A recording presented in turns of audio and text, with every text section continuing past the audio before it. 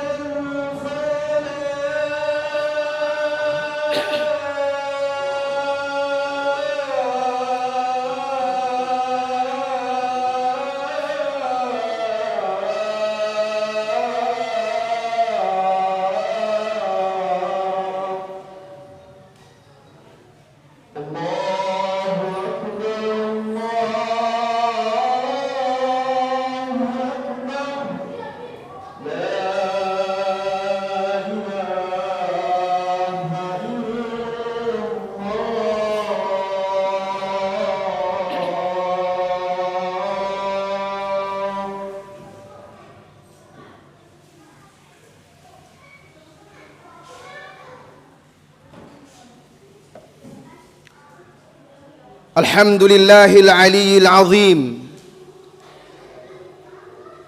غافر الذنب وقابل التوب شديد العقاب ذي الطول لا إله إلا هو إليه المصير وأشهد أن لا إله إلا الله وحده لا شريك له وأشهد أن محمدًا عبده ورسوله صلى الله عليه وعلى آله وأصحابه ومن تمسك بسنته إلى يوم الدين وسلم تسليما كثيرا.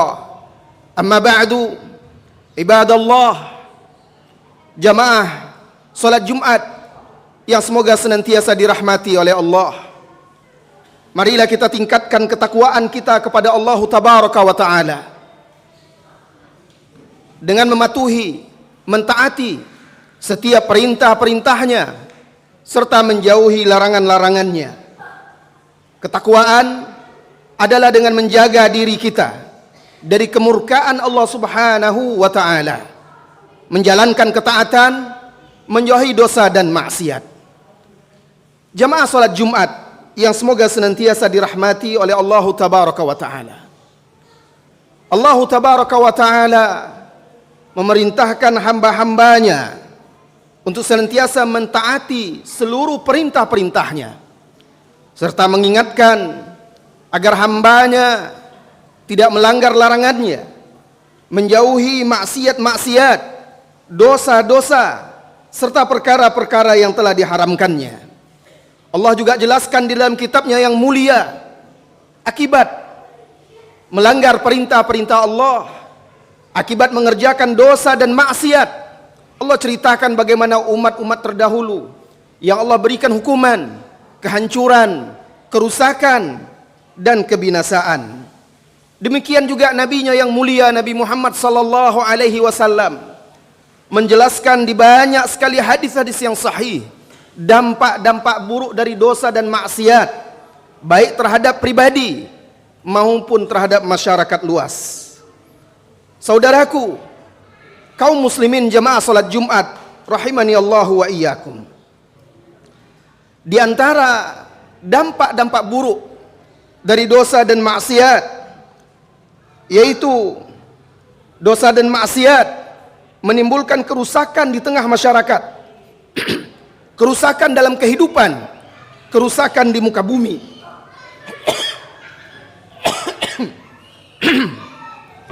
Allah Subhanahu wa Ta'ala berfirman, "Dhaharal fasadu fil barri wal bahri bima kasabat aydin nas liyudhiqahum ba'du alladhi 'amilu la'allahum yarji'un." Telah nyata, telah tampak kerusakan di daratan dan di lautan karena ulah perbuatan manusia sendiri, agar sebagian mereka merasakan perbuatan yang lainnya, agar mereka kembali kepada Allah Subhanahu wa Ta'ala. Al-Imam Ibnu Jarir At-Tabari menjelaskan makna ayat ini, akibat perbuatan manusia, kata beliau, yaitu bidhunubin nas, karena dosa-dosa yang dilakukan oleh manusia. Ibnu Umar radhiyallahu anhuma mengatakan bahwa Rasulullah sallallahu alaihi wasallam bersabda, ada 5 perkara, ya ma'syaral muhajirin, wahai kaum muhajirin, khamsu khisalin a'udzu billahi an tudrikuhunna. Ada 5 perkara, aku berlindung kepada Allah jangan sampai kalian mendapatkannya. Lalu Nabi sallallahu alaihi wasallam menyebutkan salah satu dari 5 perkara yang diingatkan oleh Rasulullah sallallahu alaihi wasallam agar sahabatnya jangan sampai menemuinya atau mendapatkannya. Beliau mengatakan, "Wa ma dhaharat al-fahishatu fi qaumin hatta a'lanu biha illa ubtulu bit-tawa'in wal auja' allati lam takun fi aslafihim alladhina madaw."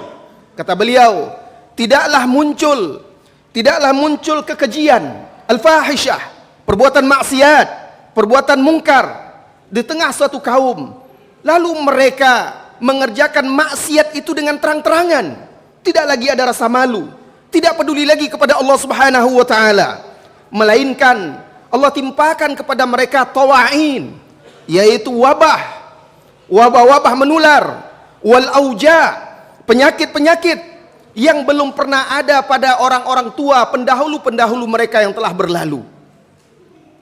Ini salah satu akibat dosa, maksiat. Apabila dikerjakan terang-terangan oleh manusia, tidak lagi ada yang mengingkari, tidak ada lagi yang berusaha untuk menegakkan amar ma'ruf nahi mungkar.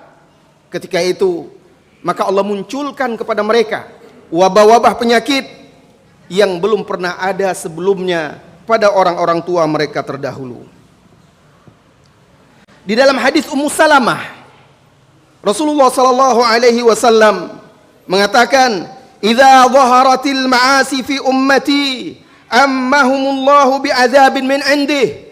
Apabila telah muncul, telah nyata, telah tampak kemaksiatan-kemaksiatan pada umatku, maka Allah timpakan azab yang menyeluruh kepada mereka dari sisi Allah Subhanahu wa taala. Ini dampak yang pertama, yaitu azab yang Allah timpakan, penyakit-penyakit menular, wabah-wabah yang belum pernah ada sebelumnya. Kemudian akibat dari dosa dan maksiat yang kedua terhadap masyarakat, yaitu bahwasanya dosa dan maksiat mengundang kemurkaan Allah Subhanahu wa taala, menyebabkan turunnya azab seperti munculnya gempa-gempa yang tiada henti, angin topan dan badai, banjir bandang, penyakit-penyakit yang mematikan. Maksiat apabila telah dilakukan oleh manusia, maka dia akan menghapuskan nikmat-nikmat, menurunkan kemurkaan dari Allah Azza wa Jal. Allah berfirman di dalam surah Asy-Syura, "Wa ma asabakum min musibatin fabima kasabat aydikum wa ya'fu an katsir." Apa yang menimpa kalian dari musibah-musibah di dunia ini adalah akibat perbuatan dosa kalian, dan Allah masih memaafkan banyak lagi dosa serta kesalahan kalian. Kalau setiap dosa dan kesalahan kita langsung Allah hukum, mungkin tidak akan sanggup lagi kita hidup di muka bumi ini. Saudaraku, apa yang menyebabkan Nabi Adam dikeluarkan dari sorga, diturunkan ke dunia yang penuh dengan ujian dan cobaan ini? Karena kesalahan melanggar satu larangan Allah Subhanahu wa taala. Apa yang menyebabkan iblis diusir dari sorga, dijadikan penghuni neraka yang kekal, dilaknat selama-lamanya? Karena menentang perintah Allah Subhanahu wa taala yang memerintahkan dia sujud. Apa pula yang menyebabkan kaum Nabi Nuh ditenggelamkan oleh Allah Subhanahu wa taala dengan air yang dicurahkan dari langit, dipancarkan dari bumi, bertemulah dua air tersebut sehingga menenggelamkan gunung-gunung? Karena kesyirikan yang mereka lakukan, pembangkangan mereka terhadap Allah Subhanahu wa taala, terhadap Nabi Nuh alaihi salam yang Allah utus kepada mereka. Apa pula yang menyebabkan kaum Nabi Lut, Allah perintahkan malaikat Jibril mengangkat kampungnya sehingga terdengar lolongan anjingnya oleh malaikat-malaikat di langit. Lalu malaikat Jibril membalikkan dan menjatuhkan kampung itu seisi dengan orang-orangnya. Kemudian dihujani dengan bebatuan dari langit karena maksiat homoseksual, lesbian, hubungan sejenis yang mereka lakukan dan dosa-dosa maksiat lainnya yang mereka lakukan. Kaum muslimin, jemaah Jumat yang dirahmati oleh Allah, banyak sekali dampak dari dosa, akibat dari maksiat yang Allah turunkan apabila maksiat itu dilakukan oleh manusia terang-terangan dan tidak ada lagi yang mengingkarinya. Rasulullah sallallahu alaihi wasallam bersabda di dalam hadis yang sahih, "La yashrabanna nasum min ummati al-khamra yusammunaha bighairi ismiha yu'zafu ala ru'usihim bil ma'azif wal mughanniyat yakhsifu Allahu bihimul ard wa yaj'ala minhumul qiradata wal khanazir." Artinya Rasulullah sallallahu alaihi wasallam bersabda, akan ada sekelompok dari umatku yang meminum khamar, minum minuman keras. Mereka menamakannya dengan nama-nama yang lain. Mereka tidak lagi menamakannya khamar, mereka tidak lagi menamakannya miras, mereka ganti dengan nama-nama yang lain, tetapi hakikatnya sama, yaitu memabukkan, menghilangkan akal sehat mereka. Lalu ditambah lagi kata Rasulullah sallallahu alaihi wasallam, lalu diputarkan, dimainkan musik-musik pada mereka dan para penyanyi-penyanyi wanita, maka Allah akan tenggelamkan mereka di bumi dan Allah jadikan sebagian mereka yaitu kera-kera dan babi. Semoga Allah Subhanahu wa taala mengampuni dosa-dosa kita dan menjauhkan kita dari perbuatan-perbuatan tersebut. Ini peringatan dari Allah dan Rasulnya bahwa dosa dan maksiat menghapuskan keberkahan, menghilangkan nikmat, menurunkan azab. Yang ketiga, wahai jemaah Jumat, akibat dari dosa dan maksiat, baik terhadap pribadi maupun terhadap masyarakat luas, bahwa dosa dan maksiat akan menyebabkan kehinaan di dunia maupun di akhirat. Karena dosa dan maksiat membuat hubungan seorang hamba tersebut terputus dengan Rabbul Ibad, dengan Allah, membuat hubungannya terputus dan menjauh dari Allah Subhanahu wa taala, serta membuat pelakunya menyelisihi perintah Rasulullah sallallahu alaihi wasallam. Rasulullah sallallahu alaihi wasallam bersabda, "Wa ju'ila dhullu was-sigharu 'ala man khalafa amri, wa man tashabbaha biqaumin fahuwa minhum." Artinya, dan Allah jadikan kehinaan, kerendahan itu untuk orang-orang yang menyelisihi perintahku. Menyelisihi perintah Rasulullah sallallahu alaihi wasallam artinya bermaksiat, melakukan dosa, menentang perintah Allah dan Rasulnya. Dijadikan kehinaan, kerendahan atas orang-orang yang menyelisihi perintahku. Dan barang siapa yang menyerupai satu kaum, maka dia termasuk kaum tersebut. Sejarah mengajarkan kepada kita, bahkan ketika masih di zaman Rasulullah sallallahu alaihi wasallam, apa yang menyebabkan kaum muslimin menderita kekalahan di medan perang Uhud, yang menyebabkan 70 orang sahabat gugur? Karena adanya segelintir pasukan kaum muslimin yang melanggar perintah Rasulullah sallallahu alaihi wasallam. Ketika itu Rasulullah sallallahu alaihi wasallam memerintahkan 50 orang pemanah untuk naik ke puncak Bukit Rumah, bukit kecil yang ada yang menjaga garis belakang pertahanan kaum muslimin. Dan Rasulullah sallallahu alaihi wasallam perintahkan kepada mereka, tetaplah kalian berada di atas bukit ini untuk mengawasi dan memantau pasukan musuh, agar jangan sampai ada pasukan musuh yang melakukan gerakan memutar lalu muncul dari belakang menyerang kaum muslimin. Tetaplah kalian berada di sini. Jangan kalian tinggalkan tempat ini apapun yang terjadi.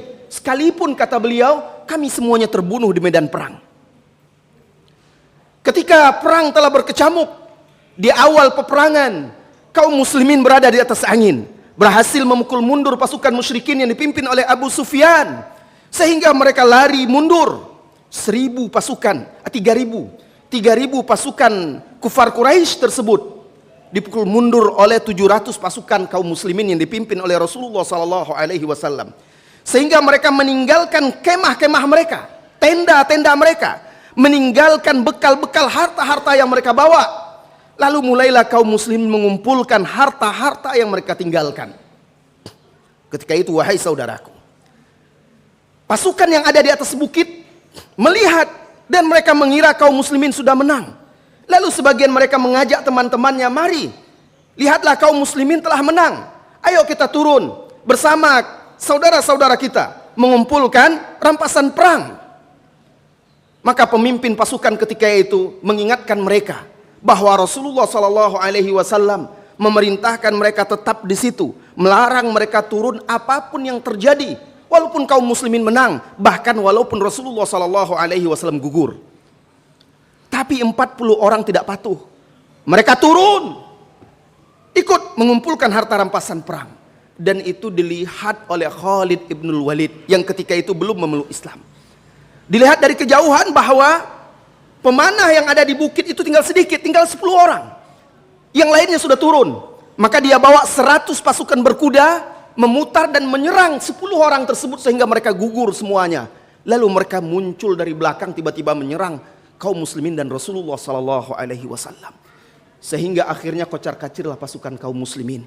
Lalu kaum musyrikin yang tadinya mundur berbalik lagi. Terkepunglah kaum muslimin dari 3 arah. Dari belakang, dari depan, dari sisi kanan pun.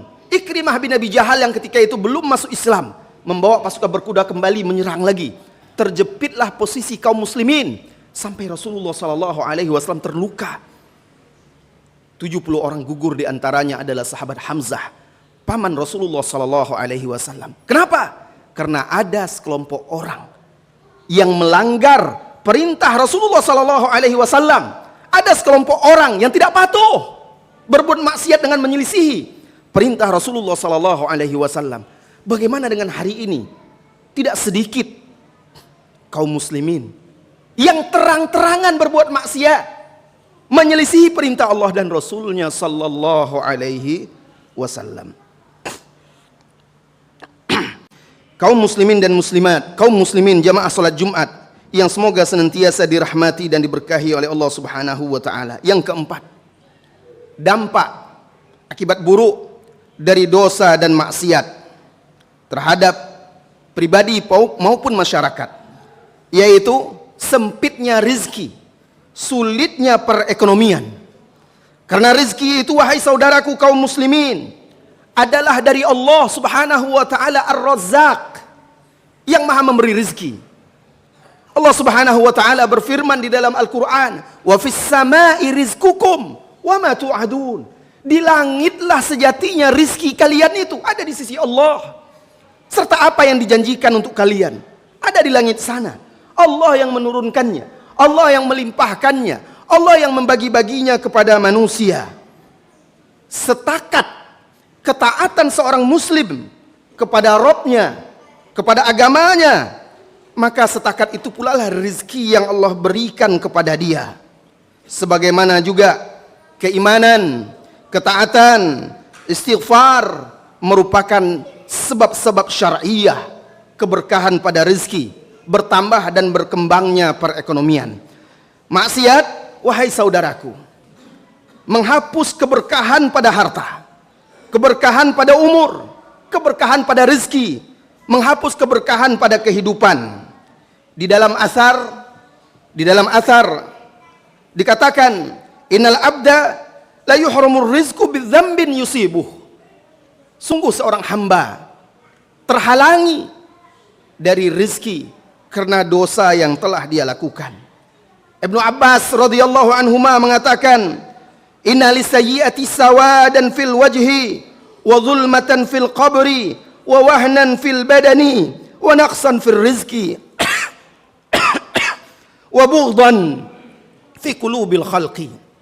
Artinya, sesungguhnya maksiat itu menyebabkan gelap di wajah, gelap di alam kubur, di alam barzah, menyebabkan kelemahan di badan, kekurangan rezeki, kebencian di hati para makhluk. Bahkan hewan-hewan pun tidak suka kepada pelaku-pelaku dosa dan maksiat. Allah Subhanahu wa taala memberikan perumpamaan di dalam surah An-Nahl. Wa daraballahu mathalan qaryatan kanat aminatan mutmainnah ya'tiha rizquha ragadan min kulli makanin fakafarat bi an'amillah fa'adzaqaha Allahu libasal ju'i wal khauf bima kanu yasna'un. Artinya, dan Allah berikan perumpamaan satu negeri, satu kampung yang dahulunya adalah negeri yang aman, damai dan sentosa, aminatan mutmainnah, aman, damai, tenang, ya'tiha rizquha min kulli makan, ragadan min kulli makan. Rezeki mereka, penduduk kampung tersebut, datang setiap saat dari segala arah. Dimudahkan oleh Allah rezeki mereka, kehidupan mereka makmur. Fakafarat bi an'amillah, lalu mereka kufur, ingkar terhadap nikmat-nikmat Allah itu. Lupa kepada Allah yang telah menganugerahkan mereka rezeki. Mereka pun mulai membangkang, bermaksiat, melanggar larangan-larangan dan perintah Allah Subhanahu wa taala. Maka kata Allah Subhanahu wa taala, fa'adzaqaha Allahu libasal ju'i wal khauf. Maka Allah rasakan kepada mereka, Allah rasakan kepada mereka rasa kelaparan. Akhirnya menjadi susah ekonomi, sempit rezeki, wal khauf, ketakutan, hilang rasa aman. Apa yang kita rasakan sekarang? Kejahatan di mana-mana, rasa aman hilang, dan kesulitan mencari pekerjaan, usaha, kesulitan untuk berusaha mencari nafkah dan mencari rezeki. Maka sudah seyogyanya kita untuk introspeksi diri kita, bermuhasabah, bertaubat kepada Allah Subhanahu wa taala dari segala dosa dan maksiat yang barangkali telah kita kerjakan dan kita tidak menyesalinya. Lalu berusaha untuk mempererat hubungan kita kepada Allah Azza wa Jalla dengan memperbanyak ketakwaan. Ketakwaan kepada Allah salah satu sebab dimudahkannya segala urusan dan datangnya rezeki dari arah yang tidak kita duga. Aqulu qauli hadza wa astaghfirullah li wa lakum wa lisairil mu'minina min kulli dhanb wastaghfiruhu innahu huwal ghafurur rahim.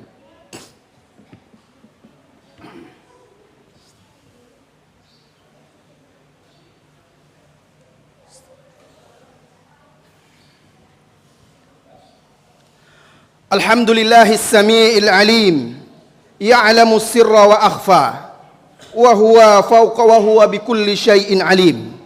Wassalatu wassalamu ala sayyidil anbiya wa imamil mursalin, khairir rusuli wal anbiya, sallallahu alaihi salatan daimah, ta'aqabal laili wan nahar. Amma ba'du, ibadallah, bertakwalah kepada Allah, agungkan dan muliakanlah Allah di hati sebelum kita muliakan dengan anggota tubuh kita. Dan waspadalah terhadap ketaatan nifak, kepura-puraan dalam ketaatan, tetapi hati masih dipenuhi oleh keangkuhan dan kesombongan terhadap Allah Subhanahu wa ta'ala. Bersyukurlah atas segala nikmat-nikmat yang Allah limpahkan kepada kita, dan berusahalah untuk senantiasa menjauhi dosa dan maksiat, besar ataupun kecil, serta dosa-dosa yang disembunyikan. Al-Imam Ibnu Majah meriwayatkan di dalam sunannya dari sahabat Thauban dari Rasulullah sallallahu alaihi wasallam.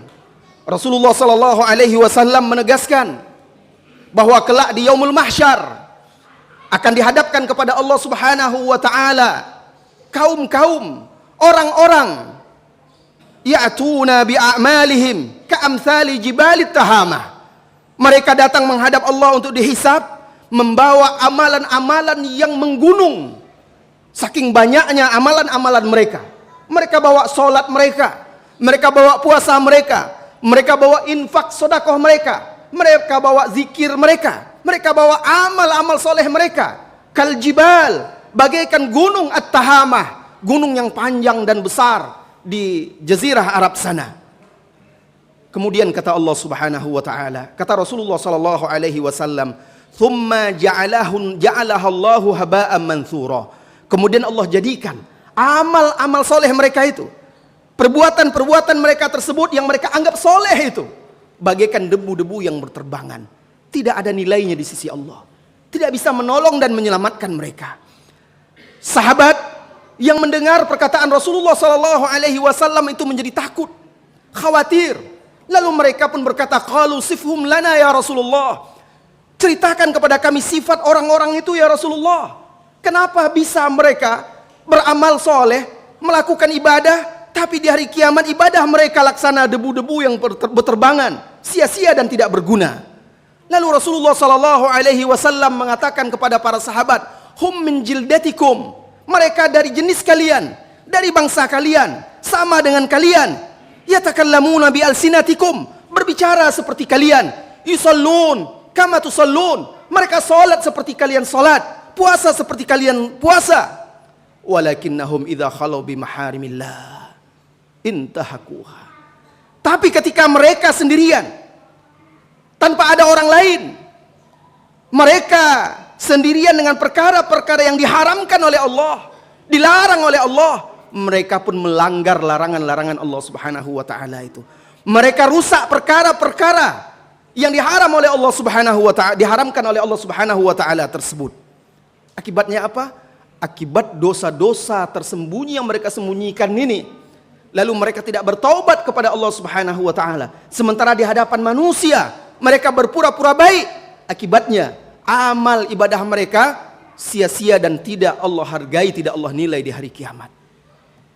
Ini ibadah, ini dosa yang tersembunyi. Apalagi dosa yang dilakukan terang-terangan, tanpa ada lagi rasa malu kepada manusia dan tidak ada rasa takut kepada Allah Subhanahu wa taala. Nabi kita yang mulia sallallahu alaihi wasallam bersabda, "Kullu ummati mu'afa illal mujahirun." Semua umatku itu dapat ampunan kecuali al-mujahirun. Al-mujahirun itu orang yang terang-terangan melakukan dosa. Apa kata Rasulullah sallallahu alaihi wasallam? Malam harinya misalnya mereka berbuat dosa dan maksiat, besoknya mereka umbar. Mereka ceritakan kepada manusia. Hari ini kita diuji oleh Allah Subhanahu wa taala. Dosa dan maksiat dilakukan terang-terangan, tanpa ada lagi rasa malu, tanpa ada lagi rasa takut kepada Allah Subhanahu wa taala, tanpa lagi ada rasa segan terhadap norma, adab dan etika yang baik. Inilah fenomena di zaman kita ini.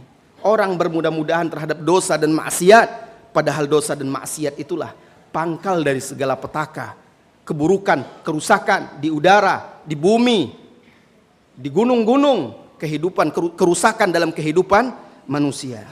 Kaum muslimin yang semoga senantiasa dirahmati dan diberkahi oleh Allah Subhanahu wa taala. Maka tidak ada jalan lain bagi kita selain kembali kepada Allah Subhanahu wa taala. Allah Subhanahu wa taala berfirman, "Famanittaba'a hudaya fala yadhillu wa la yashqa." Barang siapa yang mengikuti petunjukku, maka dia tidak akan tersesat, tidak akan sengsara. "Wa man a'rada 'an dzikri fa innalahu ma'isyatan dhanka." Barang siapa yang berpaling dari perintahku, dari peringatanku, maka baginya kehidupan yang sesak dan sempit.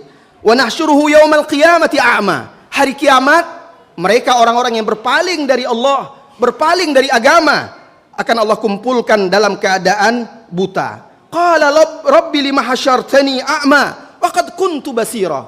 Lalu di hari kiamat, mereka ini pelaku dosa dan maksiat, orang-orang kafir, orang-orang yang berpaling dari agama Allah, ketika dibangkitkan di hari kiamat, dikumpulkan di padang mahsyar dalam keadaan buta, mereka berkata, "Wahai Tuhanku, lima hasyartani a'ma, kenapa engkau bangkitkan kami dalam keadaan buta? Wa qad kuntu basira." Padahal dahulu aku di dunia bisa melihat, memiliki penglihatan. Maka ketika itu Allah jawab, "Qala kadzalika atatka ayatuna fanasitaha, kadzalikal yauma tunsa." Seperti itulah dahulu di dunia. Telah datang kepadamu ayat-ayat kami, datang ayat-ayat Allah, datang nasihat-nasihat dari utusannya Rasulullah sallallahu alaihi wasallam, fanasitaha, engkau melupakannya, engkau berpaling darinya. Kadzalikal yauma tunsa. Begitu juga lah hari ini di padang mahsyar, di hari kiamat engkau dilupakan. Semoga khutbah yang singkat ini menjadi cemeti, cambuk bagi hati kita untuk bisa segera bertaubat kepada Allah Subhanahu wa taala dari segala dosa dan berjanji kepada Allah untuk memperbaiki diri, menapak hidup yang lebih baik di bawah naungan ketaatan, berpegang teguh dengan agama Allah Subhanahu wa taala. Kaum muslimin, perbanyaklah salawat kepada Nabi kita yang mulia Muhammad sallallahu alaihi wasallam, sebaik-baik manusia yang pernah menjejakkan kakinya di muka bumi ini sesuai perintah Allah Subhanahu wa taala. Innallaha wa malaikatahu yusholluna 'alan nabi, ya ayyuhalladzina amanu shallu 'alaihi wa sallimu taslima. Sesungguhnya Allah dan malaikatnya bersalawat atas Nabi, wahai orang-orang yang beriman, maka ucapkanlah salawat dan salam kepada Nabi sallallahu alaihi wasallam. Allahumma salli ala Muhammad wa ala ali Muhammad kama sallaita ala Ibrahim wa ala ali Ibrahim innaka Hamidum Majid, wa barik ala Muhammad wa ala ali Muhammad kama barakta ala Ibrahim wa ala ali Ibrahim innaka Hamidum Majid. Allahumma ighfir lil mu'minina wal mu'minat wal muslimina wal muslimat al ahya'a minhum wal amwat. Allahumma ihdinas siratal mustaqim. Allahumma ihdinas siratal mustaqim. Allahumma ihdinas siratal mustaqim. Siratal ladzina an'amta 'alaihim ghairil maghdubi 'alaihim waladdallin. Allahumma tahhir qulubana minan nifaq wa a'malana minar riya' wa alsinatana minal kadhib wa a'yunana minal khiyanah innaka ta'lamu kha'inatal a'yun wa ma tukhfis sudur. Rabbana atina fid dunya hasanah wa fil akhirati hasanah wa qina adzabannar. Ibadallah, innallaha ya'muru bil 'adli wal ihsan wa ita'i dzil qurba wa yanha 'anil fahsya'i wal munkari wal baghi ya'idzukum la'allakum tadhakkarun. Fadhkurullaha al-'azima yadhkurkum washkuruhu 'ala ni'amihi yazidkum wa la dzikrullahi akbar. Aqimissalah.